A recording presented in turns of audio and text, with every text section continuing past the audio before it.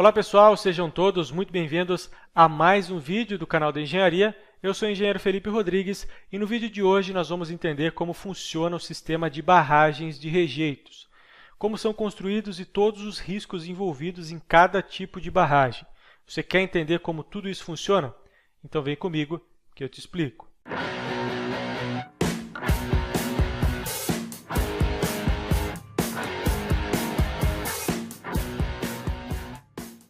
Na última sexta-feira, mais uma tragédia aconteceu envolvendo uma barragem de rejeitos de mineração, um material com um alto poder destrutivo que causa danos ambientais irreversíveis e tira vidas por onde passa. Aqui no Brasil, coisas que acontecem com uma certa frequência acabam sendo entendidas como normal e a gravidade desses acontecimentos pode até ser banalizada a ponto de serem consideradas como desastres naturais, pasmem vocês. Mas não podemos deixar que isso aconteça, devemos sempre buscar mais informações para que as futuras obras desse tipo tenham o devido cuidado e não entrem para essa estatística de fracassos da engenharia. Desse modo, quero mostrar como é o funcionamento desse tipo de estrutura e como elas são construídas. Antes de tudo, temos que entender o que é exatamente uma barragem de rejeitos. Esse tipo de estrutura é construído para a contenção de um material resultante do processo de mineração.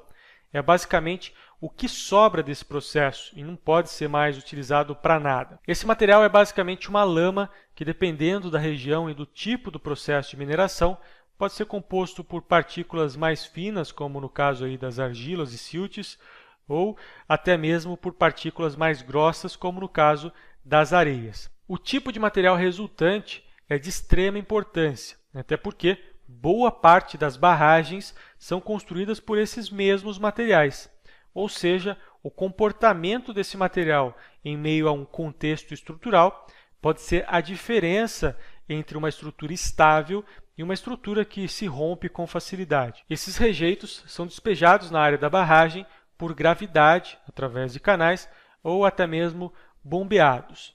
Uma vez na barragem, passam por um processo de decantação, que é quando as partículas sólidas se separam da água. Isso forma na barragem uma espécie de praia de rejeito. Entendendo o que é exatamente o rejeito de mineração e como eles são transportados até as barragens, podemos entender como essas estruturas são construídas e quais os tipos principais de barragens utilizadas hoje no Brasil. Existem 3 tipos de barragens de rejeitos hoje no Brasil. Logicamente, que dentre esses 3 tipos existem outras variações e modelos compostos por mais de um tipo, mas basicamente são esses 3: barragem a montante, barragem a jusante e barragem de linha central. Eu vou explicar cada um desses tipos, mostrando aí os seus prós e contras. Vamos começar aí pela barragem a montante. A construção desse tipo de barragem começa por um processo que vai ser comum para todos os outros tipos, que é a base, ou também conhecido aí como fundação, que nada mais é que um aterro compactado, geralmente composto aí por rochas, para garantir a boa estabilidade e capacidade de carga. Após esse processo, é colocado um tapete drenante, que vai servir para redirecionar a água represada para dutos de saída, para que essa água não gere danos à estrutura principal. Nesse ponto, é feito o dique de partida, que é a primeira estrutura de contenção. Essa barreira geralmente é feita com um aterro compactado ou um enrocamento, que é basicamente uma estrutura feita de pedra. Quando a barragem demanda uma maior capacidade, é feito um alteamento. Nesse caso, essa nova estrutura de contenção é construída com o próprio material de rejeito e é levantada a montante da primeira estrutura de contenção, ou seja, para dentro da barragem, acima inclusive dos rejeitos. Esse processo pode ser repetido várias e várias vezes durante a vida útil da barragem. Sempre que for necessário um aumento da capacidade, é feito um novo alteamento. O processo de barragem a montante é um dos mais comuns, pois envolve um baixo custo de execução e uma rapidez significativa. Porém, dentre os 3 métodos é o mais instável. Como os alteamentos são construídos em cima de camadas de rejeitos, que podem não estar totalmente estáveis, e são estruturas individuais quase sem ligação nenhuma entre si, se tornam frágeis e muito suscetíveis a rupturas quando perturbadas, por exemplo, por tremores ou um aumento do volume de contenção. Esse, inclusive, foi o tipo de barragem utilizado em Brumadinho e Mariana. Agora temos a barragem ajusante. Esse é o tipo mais estável e seguro dentre os 3 tipos.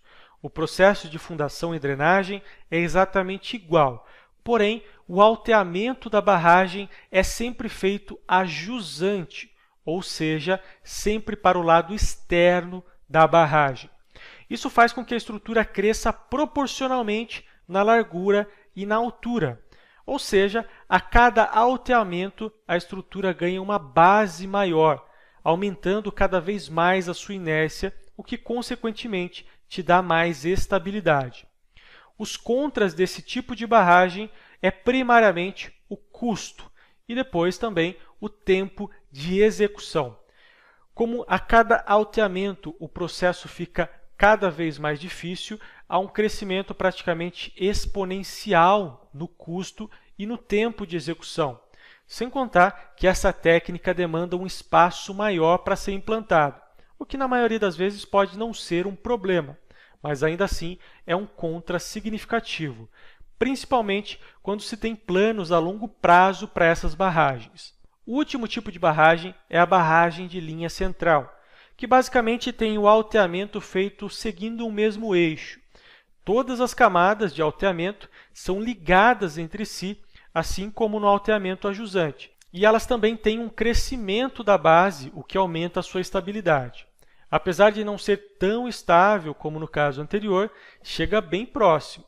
Porém, tem custo menor, um tempo de execução também menor, além de ocupar menos espaço. Mas esses tipos de estruturas não são tão simples assim. Além da complexidade da execução, necessitam de um constante monitoramento. Por isso, são instalados sensores que detectam variações incomuns na estrutura. Esses sensores, em geral, são sondas cravadas no solo próximos à barragem, que podem, por exemplo, medir o aumento da umidade, vibrações e estabilidade do solo. Toda a estrutura avisa quando está prestes a sofrer uma ruptura, e as barragens não são diferentes. Dependendo do tipo de ruptura, é possível detectar com um bom tempo de antecedência, permitindo a evacuação em casos extremos ou até mesmo a remediação. Isso sem contar todas as avaliações das estruturas por profissionais especializados, que analisam o estado da estrutura periodicamente. No caso de Brumadinho e Mariana, claramente houve uma negligência em um desses mecanismos de monitoramento, ou até mesmo em ambos, gerando esses acontecimentos. Bom, pessoal, por hoje é isso. Espero que esse vídeo tenha esclarecido as suas dúvidas sobre esse assunto e que possamos trabalhar aí para que no futuro esse tipo de coisa não aconteça mais. Se você gostou do vídeo, compartilhe. Se você ainda não é inscrito no canal, se inscreva e deixe o seu comentário sobre esse assunto. Agradeço a sua audiência até aqui e te aguardo no próximo vídeo. Valeu e até lá!